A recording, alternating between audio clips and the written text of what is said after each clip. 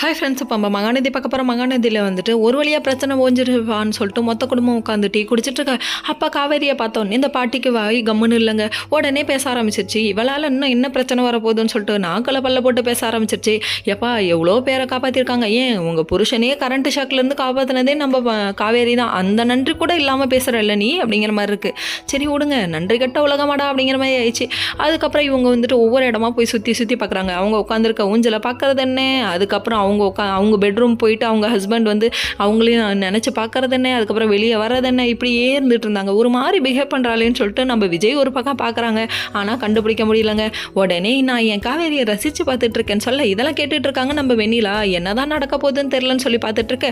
தனியாக நின்றுட்டு இருக்க டைமில் இப்போ என்ன இங்கேருந்து போக மாட்டேன் அப்படின்னு சொல்ல போகிறேன் அப்படி தானே அப்படிங்கிற மாதிரி வெண்ணிலா வந்து கேள்வி கேட்க, இல்லை நான் என் விஜய் விட்டு கண்டிப்பாக போயிடுறேன், நான் இருக்கனால தான் அவருக்கு பிரச்சனையாக வருது அப்படின்றாங்க.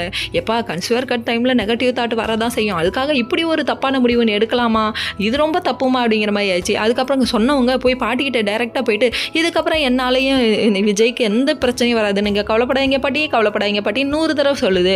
உடனே பாட்டி மூஞ்ச திருப்பிக்கிச்சு. மூஞ்ச 3 வரையும் வச்சுக்காதம்மா, சென்று வருகிறேன்னு சொல்லிட்டு இவங்க வெளியே வராங்க. வெளியே வந்தா இங்கே விஜய் கிட்ட டாட்டா சொல்கிறாங்க. காவேரி ஒரு பக்கம் இருக்கவரின்னு விஜய் கையை பிடிச்சி இழுக்க, என்ன விட்டுடுன்னு சொல்லிட்டு ரொம்ப கதறாங்களாமா. கதறிட்டு கையை விட்டுட்டு இவங்க கிளம்புறாங்க. வீக்கா ஃபேன்ஸ்க்கு ஒரு கெட்ட செய்தி, என்ன கெட்ட செய்தி, கெட்டு போன செய்தின்னு சொல்லிட்டு என்ன நீ பண்ணிட்டு இருக்க வேலை அப்படிங்கிற மாதிரி ஆயிடுச்சு. வீக்காவோட ஃபேன்ஸோட ரியாக்ஷனு.